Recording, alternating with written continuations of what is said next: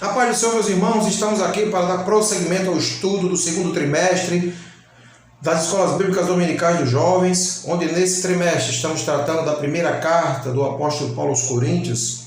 E esse trimestre é intitulado como Cuidado de Deus com o Corpo de Cristo, lições da carta do apóstolo Paulo aos Coríntios para os nossos dias. Hoje estamos com a lição de número 11. Interessante até relatar que o dia 13/6 é o dia do pastor. É um dia que nós devemos homenagear os nossos líderes espirituais, né? E o título da lição diz o seguinte: Paulo responde questões a respeito do casamento. Um tema bastante discutido nas igrejas evangélicas de um modo geral e também pela sociedade, e que possui alguns pontos que não são muito bem esclarecidos ou que nos deixa, às vezes, com dúvidas, principalmente no que tange o momento certo para escolher o casamento, se eu devo ou não e por que devo ou não me divorciar, questão da violência doméstica. São coisas importantes que a gente vai tratar durante a lição para que essas coisas não venham a ocorrer, como você deve proceder antes do casar e depois do casar, como deve ser o seu comportamento. O texto do dia está lá em 1 Coríntios, capítulo 7, versículo 9, que vai dizer o seguinte: mas, se não podem conter-se, casem-se, porque é melhor casar do que abrasar-se. A síntese do texto, a síntese da lição vai nos dizer o seguinte: o casamento deve ser no Senhor, bem planejado e realizado de forma segura, para amenizar as dificuldades de uma vida a dois. Veja, o casamento ele deve ser o quê? Planejado. Ele não deve ser movido por emoções, ele não deve ser movido por impulsos. É por isso que existe um período vamos dizer assim, nupcial, pré-casamento, que é o noivado, que é você conhecer a pessoa, você conversar com Deus, entender a vontade de Deus na sua vida e também compreender como aquela pessoa reage em diversas situações de sua vida, se ela lhe apoia, se ela é um bom amigo, uma amiga, se ela é uma pessoa que você vai poder realmente contar para todos os momentos. Isso significa um bom planejamento para o casamento. Afinal de contas, casamento não é só constituído de amor. Casamento é constituído de respeito, de amizade, companheirismo, certo? Ajuda mútua. Muitas vezes o casamento ele também leva nós a negarmos a nós mesmos, abrirmos mão de certas coisas em favor do nosso cônjuge. Eu costumo dizer o seguinte, que se você procura se casar para ser feliz, você não casa. Na verdade, você tem que querer casar para fazer a outra pessoa feliz, porque no momento em que você faz alguém feliz, que você entra numa relação matrimonial com a intenção de fazer o seu cônjuge feliz, automaticamente, indubitavelmente, você também será feliz, né? E a lição ela tem 3 objetivos clássicos, né, das lições da CPAD, que diz o seguinte: conscientizar de que o casamento é bom. Segundo diz, mostrar a indissolubilidade do casamento. E terceiro, saber que o casamento não deve ser usado como fuga. Veja, só dentro desses objetivos a gente já tira bastante aprendizado. O casamento é bom, né? A sociedade aí fora tem pregado o casamento como apenas uma união de 2 pessoas que podem ser retiradas, que podem ser facilmente separadas, no momento em que não parecer mais bom. Mas se algo é bom, você deve buscar mantê-lo sempre nesse nível de bondade. E não por qualquer motivo achar que por incompatibilidade de gênio ou incompatibilidade de gosto, que é motivo para que ocorra a separação ou que você não venha a se casar, né? O casamento é algo constituído por Deus e é algo bom na vida do homem, né? E mostrar que o casamento é indissolúvel. Biblicamente, o casamento é indissolúvel com uma única exceção, que a gente vai conversar um pouco mais para frente. E o casamento não deve ser usado como fuga. Como fuga de quê? Fuga da solidão, fuga da maturidade, né? Da idade que vai passando. Né? Algumas pessoas vão passando a transcorrer da idade e começam a achar que não vão se casar e acabam se antecipando e se envolvendo com alguém que não era da vontade de Deus, apenas muitas vezes para justificar um capricho da sociedade, quando na verdade você deve esperar em Deus aquela pessoa bem planejada, como eu já disse no começo, e observando as nuances daquele relacionamento para uma vida toda, né? E ele também não deve ser usado como fuga, por exemplo, da casa dos seus pais, a querer sair de casa, né? Também com uma obrigatoriedade, né? Por intercorrência cultural, né? Ou social. entendeu? Ou pela questão da independência, quero me casar para ser independente, né? Algumas pessoas têm esse pensamento. O casamento, quando ele entra por esses moldes, ele tende a ser um casamento que vem a ter muitas dificuldades. Então, é importante você escolher bem e esperar a vontade de Deus sobre a sua vida. Estou me direcionando a maioria daqueles que são cristãos e sei que você entende do que eu estou falando. O texto do dia está lá em 1 Coríntios, capítulo 7, os versículos de 1 a 14. Eu não vou fazer a leitura pela questão do tempo, mas durante a lição a gente vai voltar a alguns desses versículos e automaticamente falaremos dele dentro do contexto da lição apresentada, ok? A introdução da lição vai nos dizer que os membros da igreja em Corinto tinham muitas dúvidas a respeito de várias coisas, inclusive a respeito do casamento e da castidade. Graças a esses questionamentos, na Bíblia temos registrados orientações sobre esse assunto. Paulo recomenda o casamento como um projeto de Deus e algo bom. Entretanto, inclui regras para que o matrimônio seja benéfico para a vida espiritual do casal e das famílias envolvidas. Veja, o casamento ele envolve muito mais do que uma união de um homem e de uma mulher. Né? O casamento instituído por Deus, que é exatamente o que vai tratar o primeiro grande tópico da lição, que vai nos dizer o seguinte: o casamento é bom. Dentro desse primeiro tópico, ele começa dizendo logo que a relação sexual do casamento criado ou abençoado por Deus é heterossexual e monogâmico. Uma relação entre homem e mulher e apenas entre este homem e esta mulher. Né? Naquele tempo da igreja de Corinto surgiram diversos ensinamentos gnósticos. Lembra que a gente falou na lição passada, se você não assistiu, está disponível no canal, que havia um pensamento gnóstico dentro da igreja de Corinto, influenciado pela cultura onde eles estavam inseridos, que pregavam que o corpo, a matéria era mal e o espírito era bom. Né? E eles acabavam fazendo autopenitências, autoflagelações, ou às vezes exacerbando para o lado estritamente carnal da prática do sexo, que era de forma livre e sem preconceitos naquela cidade de Corinto. E alguns outros invertiam, né? Desenvolviam a castidade como forma de punição para o corpo, já que o corpo era mau. Veja, era um pensamento gnóstico que deturpava os ensinamentos, né, da Santa Palavra de Deus através dos apóstolos e através do Senhor Jesus Cristo quando esteve aqui na terra. E alguns daqueles queriam mortificar o desejo do corpo, né, por o corpo ser mau. Portanto, esses extremos, como eu falei, né, tanto o exagero com a castidade por causa desse motivo, não que a castidade seja pecado de forma alguma, mas pelo motivo de querer punir a carne, porque a carne era má, são extremos ruins. Né? E Paulo vai dizer que esse questionamento não pode, né, essa dúvida não pode existir dentro da igreja. E é quando a gente chega na pergunta, né, por acaso o cristão pode se abster da relação sexual dentro do casamento?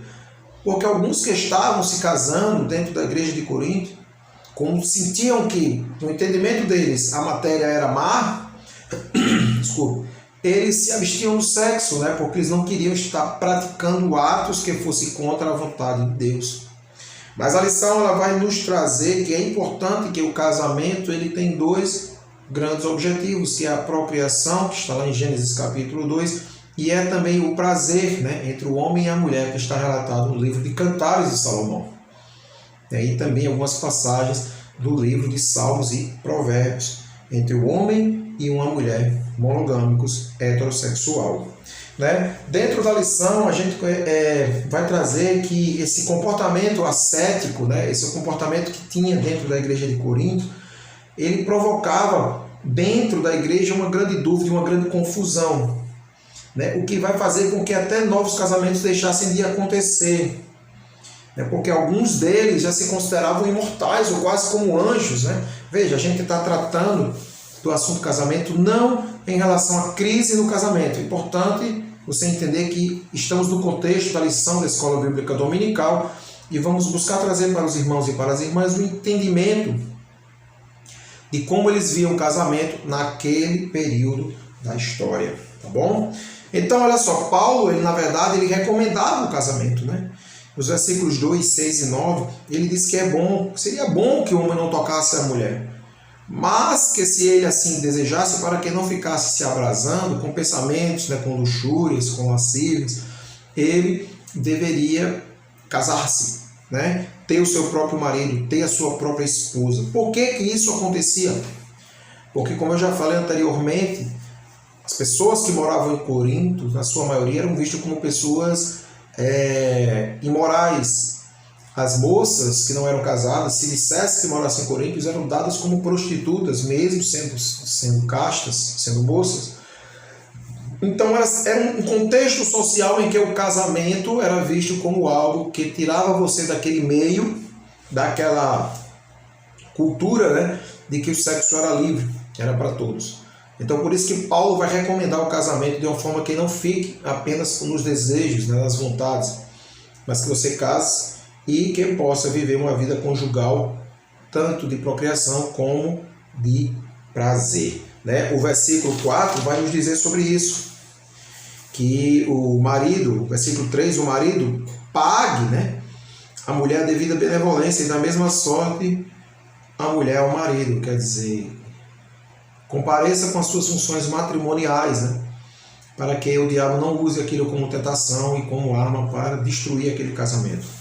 Uma coisa importante que a gente tem que entender ainda dentro desse primeiro tópico da lição sobre o casamento heterossexual e monogâmico é quebrar essa imagem de que o casamento, né, o homem é superior à mulher. Paulo, apesar de dizer em uma passagem que ele não era casado e que bom seria que todos fossem como ele, né, no momento em que ele se torna apóstolo do Senhor, ele não menospreza em momento algum a importância, o papel da mulher no casamento. Veja que no versículo 4, né, da passagem do texto bíblico, que está em 1 Coríntios capítulo 7, ele vai dizer, ó, a mulher não tem poder sobre o seu próprio corpo, mas tem-no o marido. Às vezes as pessoas querem pegar apenas a parte A desse versículo que eu acabei de ler, né, e dizer que o marido tem total domínio sobre a mulher e ela deve se subjugar às suas vontades, aos seus desejos, aos seus caprichos, né, às suas determinações, e deve baixar a cabeça.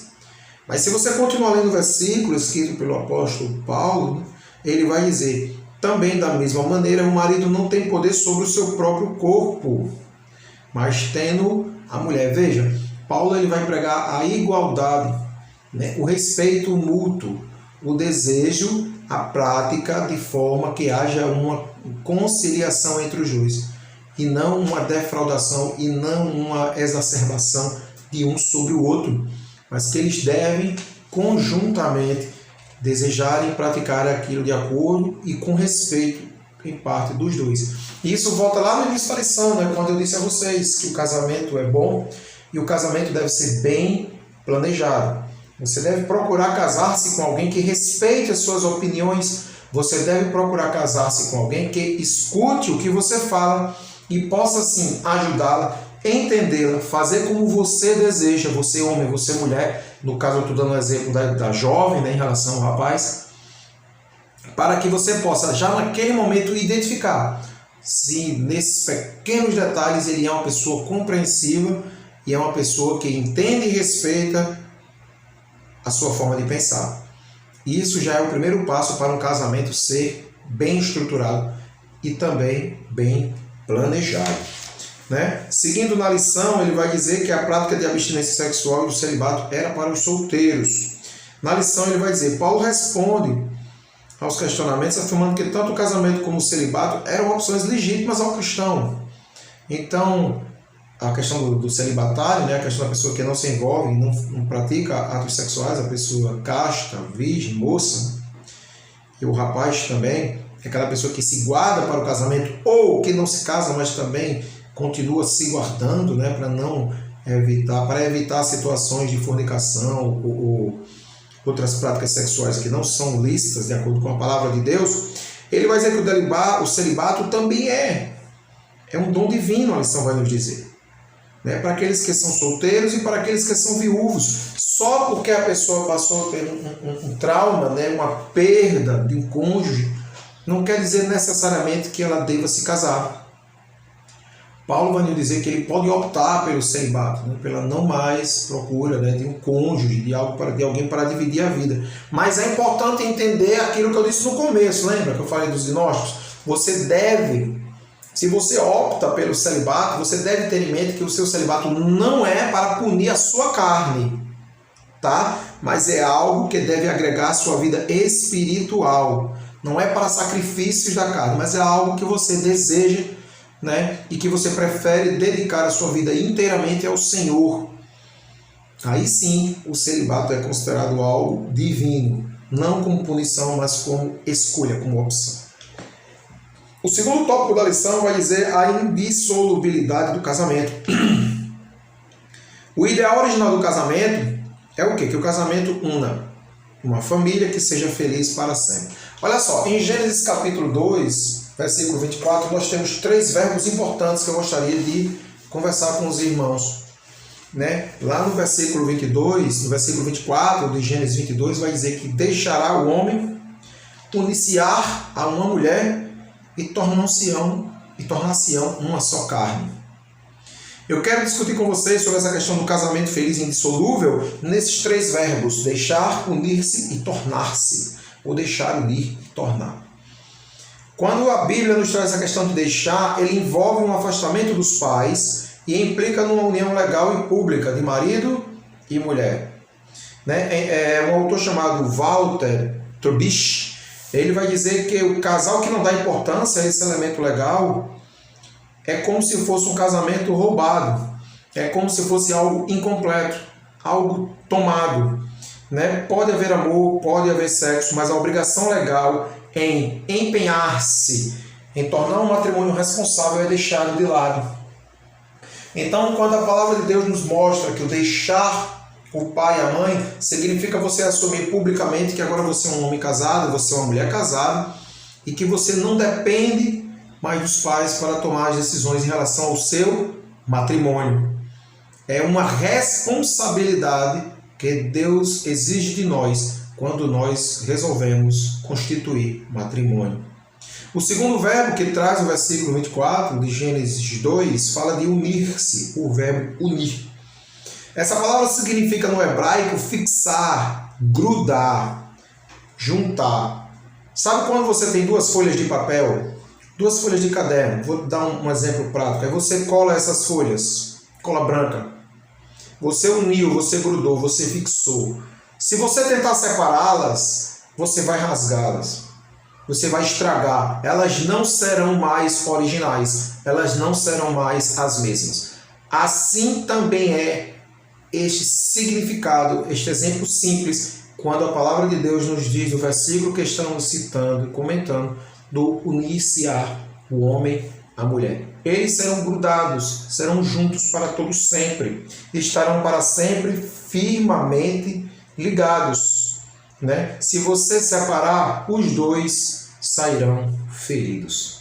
Os 2 sairão desgastados, rasgados, estragados. Quando não existe essa união, o casamento é vazio. E se torna uma relação sem amor. Né? Veja, a gente falou no começo de casamento bem planejado. Então observe se o seu casamento ele é constituído dessa ideia da responsabilidade por parte dos cônjuges. Né? Do deixar o pai e a mãe. Você agora é responsável pelos seus atos e pelas suas decisões. E essa questão do unir-se, o homem e a mulher. Se você tem esse compromisso de realmente estar unido, grudado, você agora é uma mulher e um homem casado, você será uma mulher e será um homem casado. Então você não pode permanecer com certas práticas de quando você era solteiro, porque agora você está grudado e fixado em alguém. E o último verbo fala de tornar, é tornar-se uma só carne. Isso envolve sexo, mas também vai além do aspecto físico. Né? Simplesmente não é compartilhar tudo que tem, não são apenas os corpos, apenas os bens materiais, mas também os pensamentos, os sentimentos, as alegrias, as tristezas, as esperanças e temores, os sucessos e fracassos. Veja, quando a gente se torna uma só carne com o nosso cônjuge, a gente não deve só pensar na questão carnal, na questão sexual. Mas quando você se casa, você tem que caminhar os 2 numa mesma direção, ter o mesmo foco, ter o mesmo sentido, ter os mesmos sonhos, as mesmas alegrias, os mesmos desejos, os mesmos anseios, né? Para que você possa realmente ser um só, 2 em 1. Tem casais que eu conheço que eles são tão unidos que as pessoas acham muitas vezes que eles até se parecem. As pessoas perguntam se são irmãos quando encontram os separados.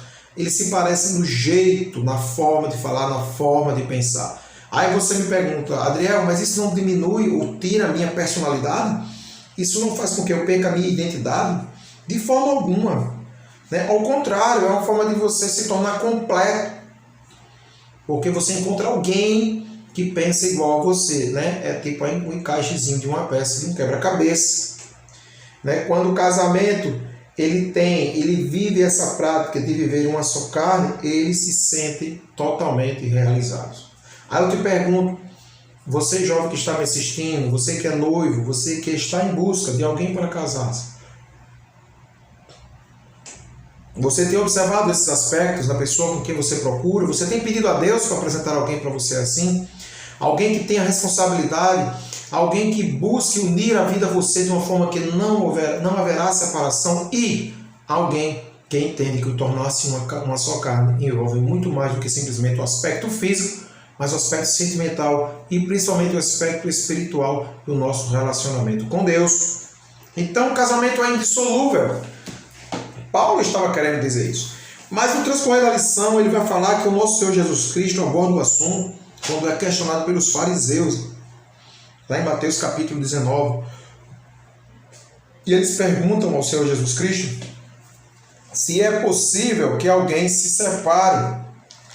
E o Senhor Jesus Cristo vai dizer, vamos fazer a leitura de Mateus capítulo 19, a partir do versículo 4. A partir do versículo 3, quando os fariseus chegam aos pés de Jesus e perguntam, é lícito ao homem repudiar sua mulher por qualquer motivo?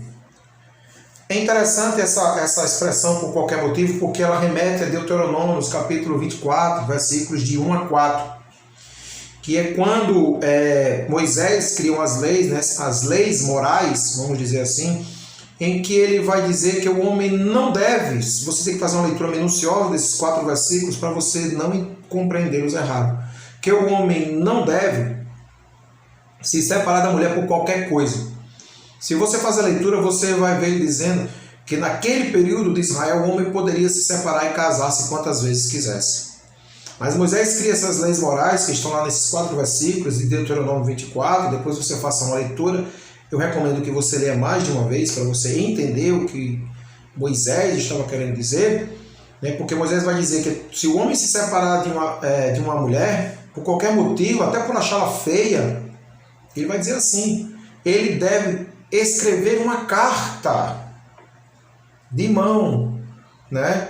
Repudiando ela, tipo, se separando dela e entregando a mão dela. Essa carta serviria como um seguro, porque como as mulheres naquele contexto de Israel, lá no deserto, né, e depois das conquistas, né, das terras prometidas, das primeiras conquistas, a mulher ela não tinha muito valor quando ela era separada do marido, valor que eu digo no sentido cultural. Ela era repudiada pela sociedade, a separada, a largada, a expressão era realmente essa. Então Moisés cria essa carta para que a mulher ande com aquele documento e diga, ó, não foi culpa minha. E os homens que escreviam aquelas cartas podiam até se casar uma segunda vez, mas se por acaso o seu cônjuge viesse a morrer, tanto dele como o dela, caso a repudiada casasse novamente, eles deveriam permanecer para sempre separados, ou melhor, sem constituir um novo matrimônio. Eles não podiam casar-se agora mais de forma sem limites. Havia um limite, era apenas uma separação. Isso serviu para frear o impulso do homem querer deixar a esposa por qualquer motivo alheio, seja lá qual fosse. E quando Jesus é impelido pelos fariseus, ele disse, é lícito o homem repudiar a mulher por qualquer motivo? Os fariseus estavam falando lá de Deuteronômio 24. Aí Jesus diz, não tendes lido que no princípio o Criador fez o macho e fêmea e disse, portanto deixará o homem pai e mãe e se unirá à sua mulher e serão os dois numa só carne? Jesus estava voltando ao Gênesis.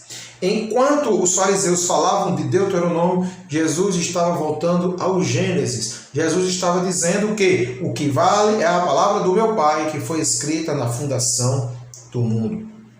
Mas ele continua dizendo, ele não diminui ele não apaga, Jesus Cristo, a lei escrita por Moisés. Veja que na leitura ele diz, no versículo 6 em diante, mas não são só dois, mas uma só carne. Portanto, o que Deus juntou não separe o homem.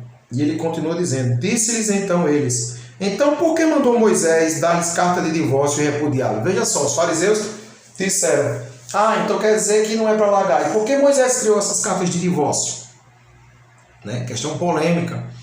Eles queriam pegar Jesus no mesmo contraponto que João Batista foi preso e decapitado. João Batista, no livro de Marcos, capítulo 6, vai contar que João Batista foi preso porque ele não concordava com o casamento de Herodes com a esposa do seu irmão Heronidas. E João Batista pregava os 4 cantos dizendo que aquilo que o rei tinha feito era errado. E por causa disso, por causa da lei de divórcio, que existia na época, ele foi preso. E os fariseus estavam querendo criar uma estratégia para também fazer Jesus cair na mesma situação. Mas Jesus disse para eles o seguinte, disse-lhe Jesus, Moisés, por causa da dureza do vosso coração, vos permitiu repudiar a vossa mulher, mas ao princípio não foi assim. Glória a Deus, como Jesus era maravilhoso, sábio. Jesus estava dizendo aos fariseus, Moisés fez isso por causa de vocês, que têm um duro coração. O que é que ele estava querendo dizer? Moisés fez isso porque vocês nunca obedeceram o mandamento do meu pai lá no livro de Gênesis. Então Moisés criou pelo menos uma forma de tentar diminuir o que era ou o que acontecia com os casamentos naquele período, naquele contexto, lá no deserto, depois da saída do Egito. E ele continua. Aí Jesus diz, eu vos digo, versículo 9, porém que qualquer que repudiar a sua mulher, não sendo por causa de prostituição, e casar com outra, comete adultério. E o que casar com a repudiada também comete adultério. Aí você tá aí, Se o homem se separar da mulher por causa de prostituição, ele pode se casar com outra. Tem gente que lê até aqui. Tem gente que lê o versículo 9 até essa parte aqui, Eu vos digo, porém, que qualquer que repudiar a sua mulher, não sendo por causa da destruição, e casar com outra. Continua o versículo, comete adultério. Jesus está dizendo, não importa, se você se separa de alguém por qualquer motivo, sendo prostituição ou não, você comete adultério. E a mulher, que não tem culpa de nada, se casar também, aquele que se casar com ela comete adultério com ela. Por quê? Porque o que vale é Gênesis capítulo 2, a partir do versículo 24, quando ele diz que unir-se em uma só carne. Marcos também, capítulo 9, Marcos capítulo 10, vai falar também, a partir do versículo 6, sobre essa união do homem e da mulher. Mas é preciso entender por que parece que tem uma certa divergência nesse assunto, quando a gente vai tratar desses livros sinóticos, porque Mateus, Marcos e Lucas tratam esses assuntos e parece que eles obscurecem em alguns pontos e falam em outros pontos e a gente fica sem compreender o que é que ele está querendo dizer. Por exemplo, lá em Marcos capítulo 10, que a gente já falou, ele vai dizer, o escritor Marcos, que o homem não deve se separar da mulher e ponto. Mas é preciso a gente entender o contexto em que estavam inseridas essas sociedades. Essas que parecem ser interpretações diversas do Evangelho, na verdade, a gente tem que entender o contexto em que estava inserido o momento. O público em que Mateus escreveu, o público para qual Mateus escreveu o livro de Mateus, de São Mateus, é um público judaico. Então era importante fazer essa menção à leitura de Gênesis. A leitura de Deuteronômio 24. Era importante colocar este meio de frase, de que quando Jesus falou, por causa da prostituição, porque lá, no começo da história, o homem poderia se separar da mulher a qualquer tempo e a qualquer história. Por isso que no livro de Mateus tem essa referência. Já no livro de Marcos não tem. Já no livro de Lucas também não tem. Por quê? Porque esses dois livros, diferente de Mateus, foi escrito para o povo gentil. Não sei se eu estou sendo claro, se você está compreendendo. E o povo gentil, eles tinham uma cultura diferente. em que tanto o homem como a mulher poderiam pedir o divórcio. No livro de Mateus, a referência em relação a Deuteronômio 24, em que só o homem poderia pedir o divórcio. A mulher, ela não tinha esse direito, e o homem podia pedir o divórcio a qualquer tempo, até que Moisés escreveu Deuteronômio 24, de 1 a 4, e mostrou que não era mais assim. E Jesus está dizendo que o homem, por causa da sua dura serviço, por causa do seu coração endurecido, foi preciso Moisés, pelo menos, aparar, diminuir, acabar com essa ideia de mulheres separadas em grande quantidade dentro do arraial de Israel. Já o livro de Marcos e Lucas é um livro em que a conotação dos gentios, tanto homem como mulher, poderiam pedir o divórcio. Por isso que ele não fala mais de prostituição em relação ao homem. Ele vai falar no livro de Marcos, capítulo 10, a partir do versículo 16, e no livro de Lucas 16, versículo 18, dizendo que não é lícito que o homem se separe da mulher. Aquilo que Deus juntou, não separe o homem. É importante a gente entender o contexto cultural judaico do livro de Mateus, que faz referência a Deuteronômio. Gentil, leitura para de São Marcos e São Lucas. São contextos diferentes, mas que no final o preâmbulo é o mesmo. O que Deus uniu, não separe o homem. Lá em Malaquias 2, 14 e 16, também faz referência ao homem que se separa da mulher, porque faz contexto, faz referência, com Deuteronômio capítulo 24. Amém? Glória a Deus. Parece complexo, mas é bem interessante a gente entender que o casamento é indissolúvel de acordo com a vontade de Deus. Se a gente continua na leitura, na leitura da lição, a gente vai ver que o divórcio não faz parte do plano original de Deus. Mas existe uma situação que a gente vai falar daqui um pouquinho, que é lícito acontecer, mas que não é agradável, né? Não é que Deus concorde, mas é algo que desagrada ao coração de Deus, mas que também Deus não quer que os seus filhos passem por momentos desnecessários de aflição, de luta e de violência dentro de um matrimônio. Quando a gente segue na lição, já estamos caminhando para o terceiro ponto, que fala que o casamento não deve ser usado como fuga. Antes da gente adentrar esse ponto, eu vou só concluir esse pensamento para a gente seguir para o final da lição. Quando a lição traz para a gente que o divórcio não faz parte do plano de Deus, é interessante a gente entender, ou você pode estar se perguntando, mas irmão Adriel, e o casamento opressivo? E o casamento violento, o que fazer? O senhor recomenda eu me separar? Ou o senhor recomenda eu aconselhar alguém a se separar? Porque se o casamento ele deve ser eterno, até que a morte nos separe, estarei eu errado se eu me separar? Ou recomendar alguém que se separe? Olha só, no livro de Coríntios, ainda mesmo dentro da nossa leitura da Escola Bíblica Dominical, Coríntios capítulo 7, tem uma passagem, versículos 39 e 40, eu vou ler só o 39, que diz o seguinte: a mulher casada está ligada pela lei para todo o tempo em que seu marido vive, mas se falecer o seu marido, fica livre para casar com quem quiser, contanto que seja no Senhor. O versículo 15, ainda de 1 Coríntios 7, vai dizer o seguinte: ele vai falar sobre a mulher que casa com um homem não crente. Mas se o descrente se apartar, aparte-se. Porque nesse caso o irmão ou irmã não está sujeito à servidão, mas Deus chamou-os para a paz. Olha só, em relação a esses dois versículos, quando Paulo escreve que a mulher casada está ligada pela lei a todo tempo, veja, ele está fazendo uma referência a Romanos. Vamos lá, são 3 que precisamos fazer. Romanos capítulo 7. Romanos capítulo 7. Versículo 1 em diante. A epígrafe do texto vai dizer que, estando mortos à lei, sirvamos a Deus em novidade de espírito. Ele diz: não sabeis vós, irmãos, aí ele coloca entre parênteses, pois que falo aos que sabem da lei. Que lei é essa que Paulo está se referindo? É a lei mosaica lá dos primeiros sagrados livros da Bíblia.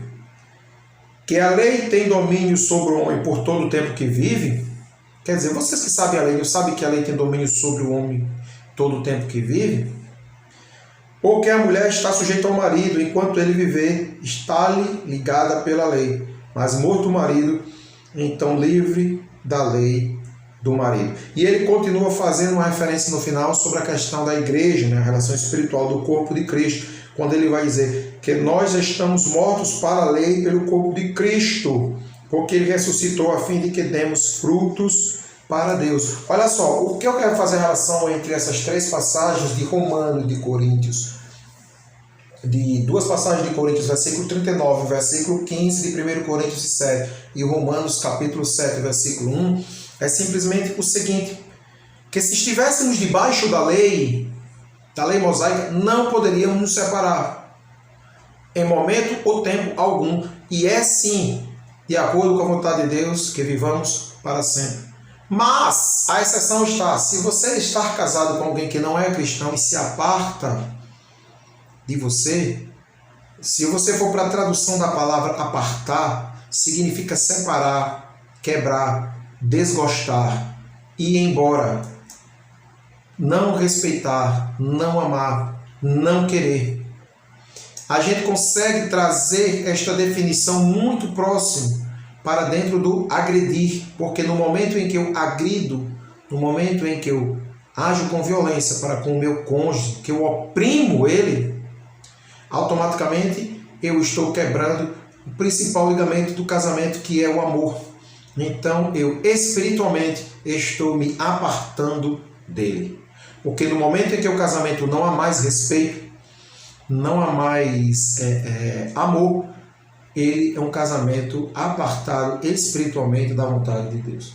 Então, quando Paulo escreve esse versículo 15, ele está trazendo de forma implícita que se a pessoa quiser se apartar, você aparte-se.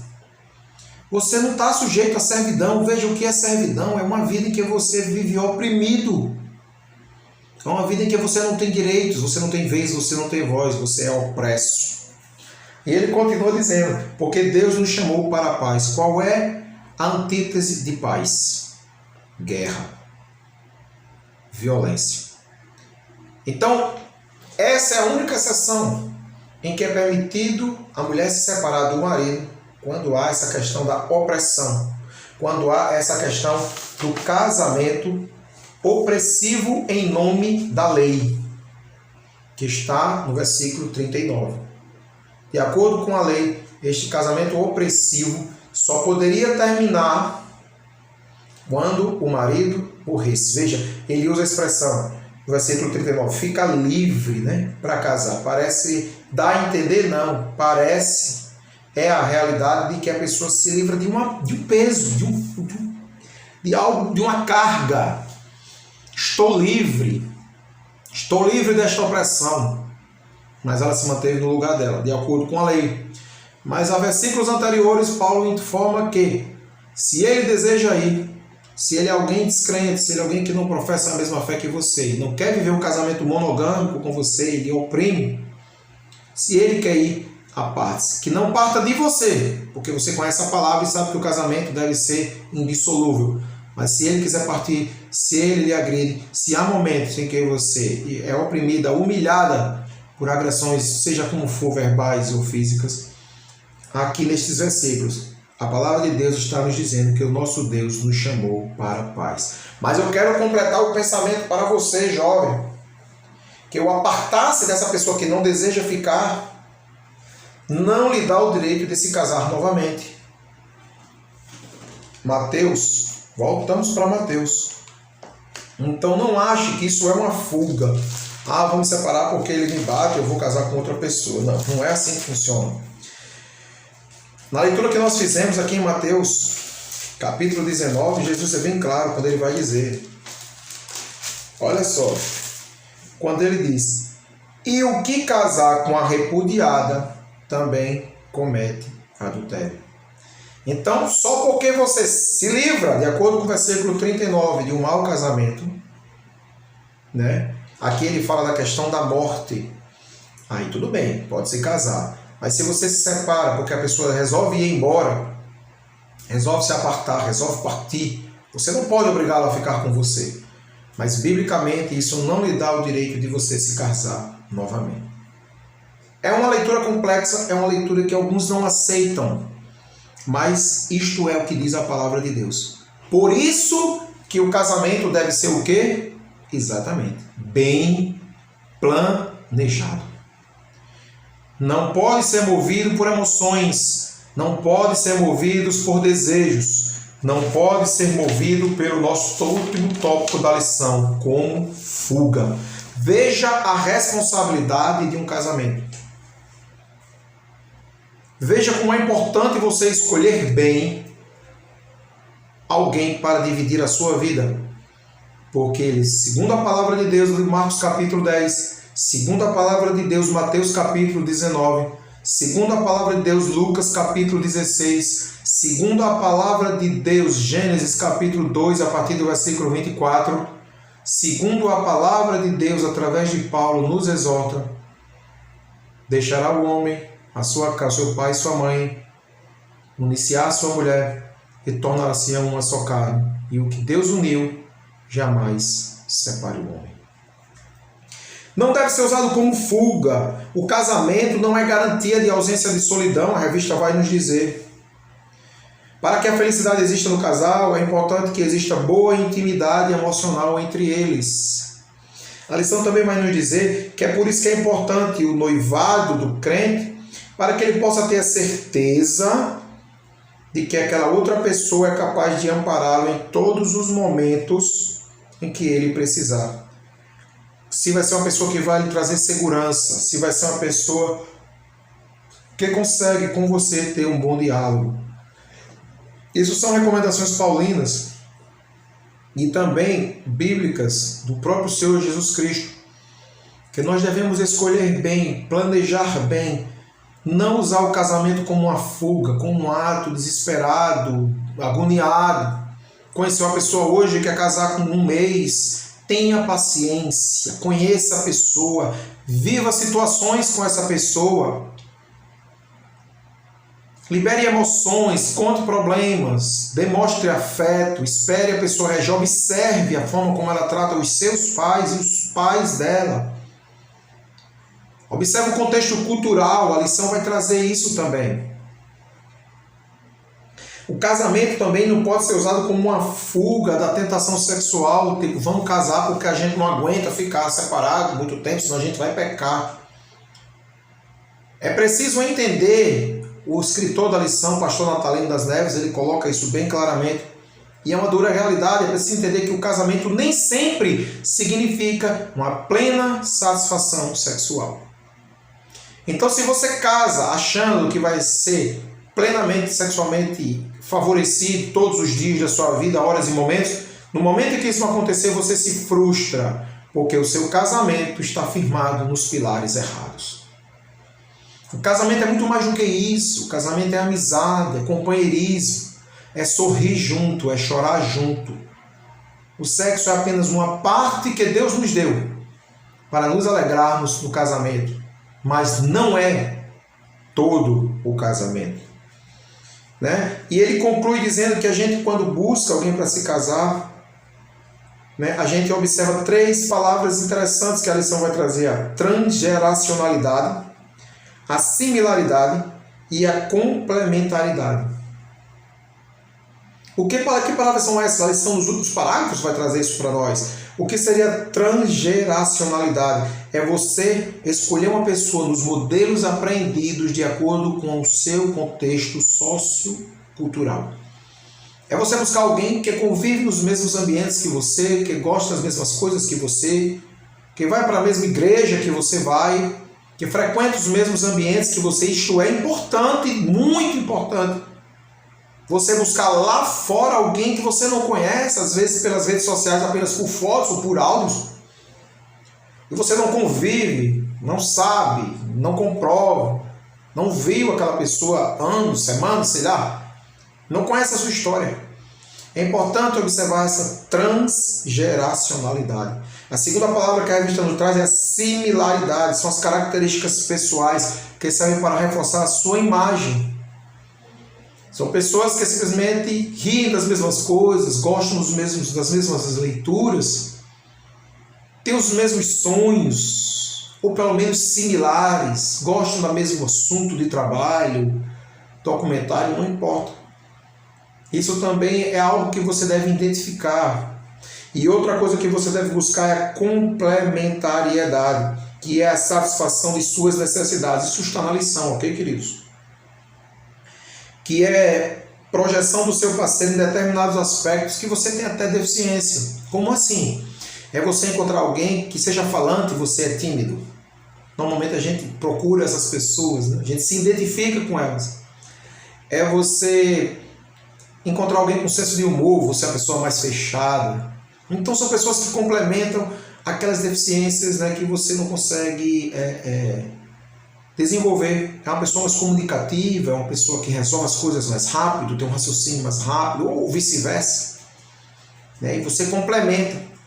Mas só que para você cristão jovem, você que está me assistindo também, não jovem, não importa. No mundo cristão, além de observar essas 3 palavras, a gente tem que observar uma quarta característica, que é o quê? Os princípios gerados a partir do Evangelho. Se é uma pessoa que professa a mesma fé que você, se é um cristão de verdade, se ele não está na igreja caçando noivo,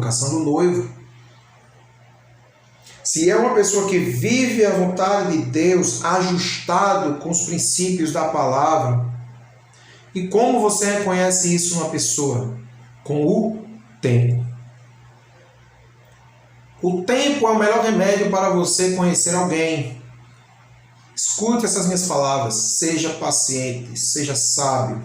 Espere no Senhor. Não coloque os pés pelas mãos.